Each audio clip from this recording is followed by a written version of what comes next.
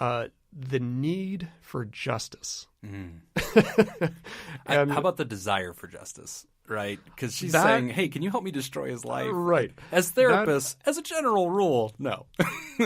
We will not help you with Yes. Thank you for correcting me, because there's a big difference between the need for justice and the desire for justice. Yeah, you will survive without justice. Yes. Yeah, but you definitely want it, and you're justified in wanting that. Absolutely. That's very authentic. Yes, that want is very authentic. What do you think, Jim? First thing I notice in this is the brokenheartedness is real, and I think that those feelings are still extremely raw. She is still in a place where she is thinking, A, how do I hurt him back? B, how do I protect somebody else? And C, I was made to believe that I'm crazy, and I'm not crazy. So clearly she's still in a place of like grieving. I think that the explosion has kind of essentially happened in her heart.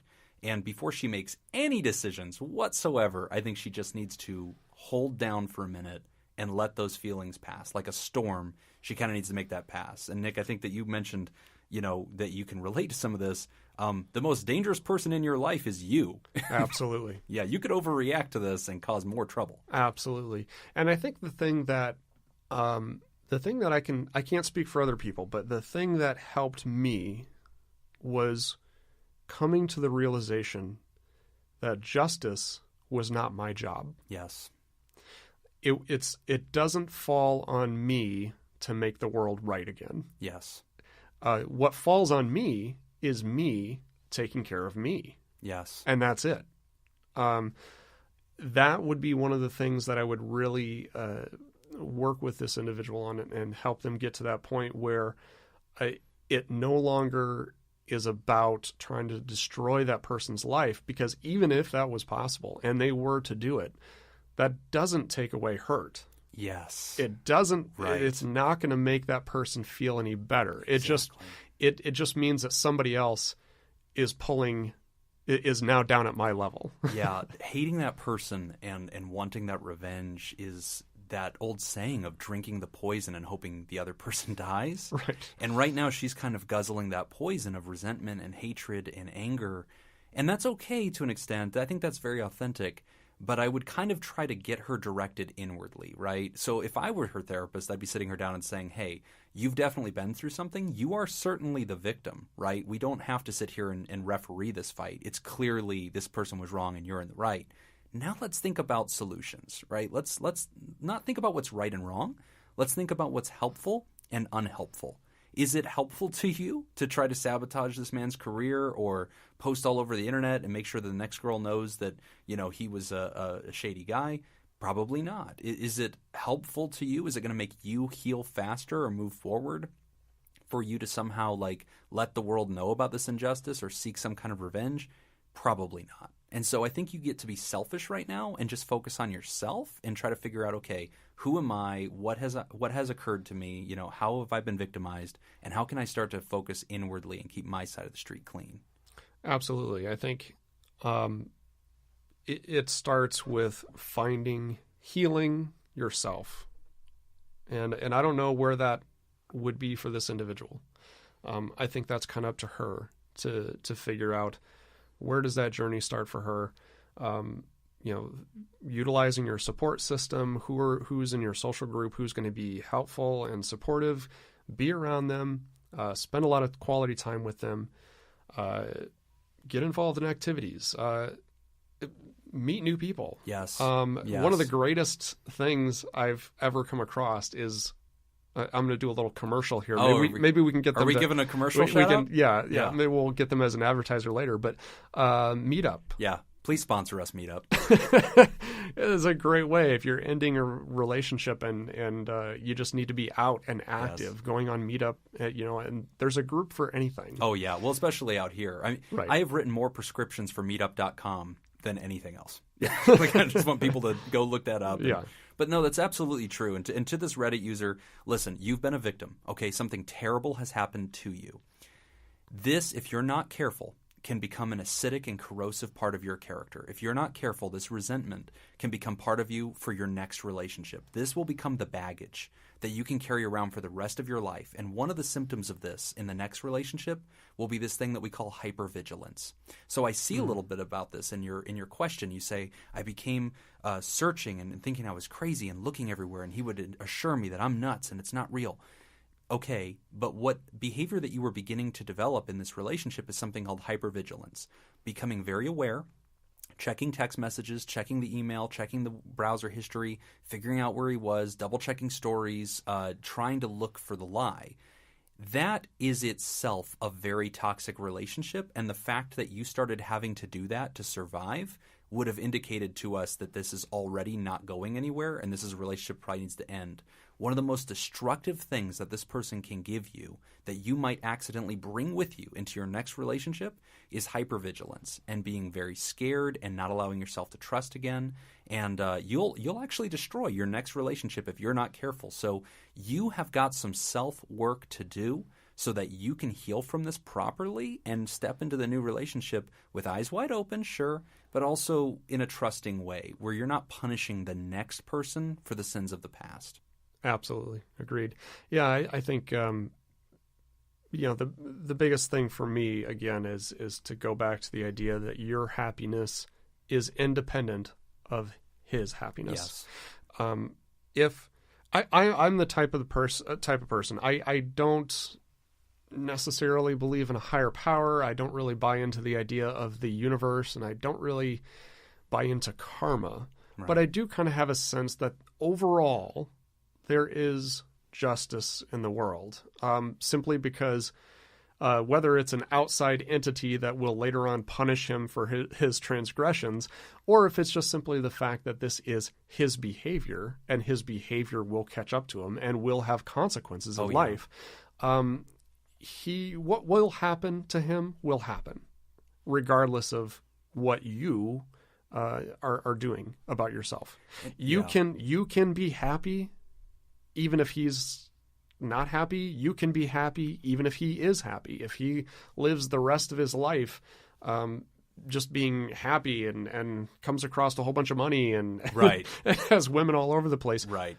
That doesn't mean that you can't be happy. Those are two different things. And I think the other thing that they need to think about here is the idea that this person has a lot of mental real estate in your head right now. Yes. This person is living rent-free in your brain. And I think you kind of need to start a divorcing process where you're kind of taking a scalpel, metaphorically, and sort of excising them from your world. And that begins in social media. It begins in the amount of minutes in your day that you kind of give to them. It begins even in your revenge thinking. This person is living rent-free in your head, and I think you kind of need to evict them. And I think what Nick said is absolutely right. You can desire justice. That's fair.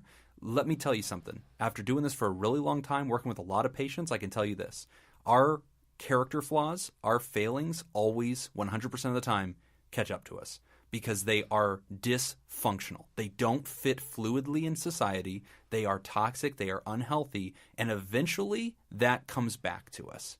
Even if it's because this guy keeps losing good relationships because he cannot stay stable in them, that will eventually come back to haunt him, and it will be something that he regrets. And that happens as sure as the sun is going to rise in the east. I can tell you 100% of the time character flaws catch up to us, and whether we're aware of it or not, we suffer because of them. Yep, absolutely. Good question. Right. Yeah, hope that helps. Love you, girl. Yep, take care of you. Yep, and start go see your a therapist. Yep. Tell them Nick and Jim sent you. They'll give you a mint. Yep, that means a lot. All right. Our next question. When is it time to talk about becoming boyfriend and girlfriend? When do you know you're going from dating into a relationship? So this question also submitted through Reddit r/dating advice. The user writes, I find it so difficult. I really like this girl. I've been seeing her for 4 weeks. We've met quite frequently. She always seems keen on meeting me when I ask. However, I am mostly the one texting first and taking initiative to meet up. This makes me doubt how she sees me. We haven't had sex yet, but last dates we made out and cuddled a lot. I kiss her when I drive her home. Again, I'm always the one initiating kissing as well. I've told her I like spending time with her, and she said the same. I really like this girl and I want her to be my girlfriend, but I'm not sure how to progress this into a relationship. Should I ask her specifically what she thinks of me and what she wants us to be? I feel like this is really risky and I might come off as a bit desperate, especially scared since I am the one initiating most everything and maybe she doesn't like me as much as I do. I want to get to that part where I can kiss her when I meet her and not until I man up enough later in the date. But I'm scared of doing mistakes. I'm 25 years old. She just turned 22. We met through Tinder. I read this earlier and I'm interested, Jim, to hear your take on this because there's two ways of approaching this. And I think I know what your advice is going to be. And I think I might have different advice. Oh, we depart. I hope so. I hope so. We can't always be on the same page. I feel like this was destined to happen. All right, so what I hear this guy saying is that he suspects he has more capital in this relationship than she does, right? So he's more invested than she is. And I think that, for me, is the very first thing that I'm interested in. Is he feels overexposed. He feels like he's put himself too far out there and he's not being matched dollar for dollar. If that's a feeling that seems to be coming through here, I'd start there and give yourself permission to reel yourself back in a little bit. Don't be vindictive. Don't be mean. A lot of guys make that mistake where they kind of feel like they were put out there too quickly. They feel vulnerable. Now they lash out and they, act dumb. Don't do that, fella. Reel it back in a little bit, though. Give yourself permission to kind of put up the wall slightly, create a little bit of a fence and see if she wants to knock on that door, right? Create some space. Don't respond on that text message. Let her kind of give you some feedback first. That would be my first drop of advice. My second piece would be, I like what he said, where he said, should I talk to her about this? Yep. Yes, you should. I think that you should sit her down and say, hey, I feel like maybe I'm more interested in you than you are me. I just wanted to get a reading from you. How do you think we're doing? Are you open to an exclusive relationship? Is that something you want right now? Talk about it. I think a lot of us tiptoe around these things because we're scared of what the answer will be. That doesn't change the answer that's out there, though, right? So go ahead and call that answer onto the table. Get it in front of you. I think you'd rather know. And it sounds like you want a relationship. If that's not where her head's at, she might tell you, hey, listen, I'm just kind of coasting along until I find another thing. I'm not looking for anything exclusive. Great. I'm glad you now know that. I think that you should go back to Tinder or another app. And I think that you should shop around and find somebody that's on the same wavelength. But don't be afraid to clarify values and a plan with somebody that you're romantically interested in. I think there's no wrong time to have forward-looking conversations as long as you don't pretend like the thing is much bigger than it really is. If you start talking about marriage or ask them, hey, what do you want to name our first kid? It's the second date. Right. Yeah, that's registering pretty high in the creepy meter. But hey, buddy, I think from what you've shared, I think it's entirely appropriate for you to approach it and have an honest conversation. Now, Nick's going to tell you to do something completely different, I think. I don't know. No. No. We did agree. I'm surprised. What did you think I was going to say? No.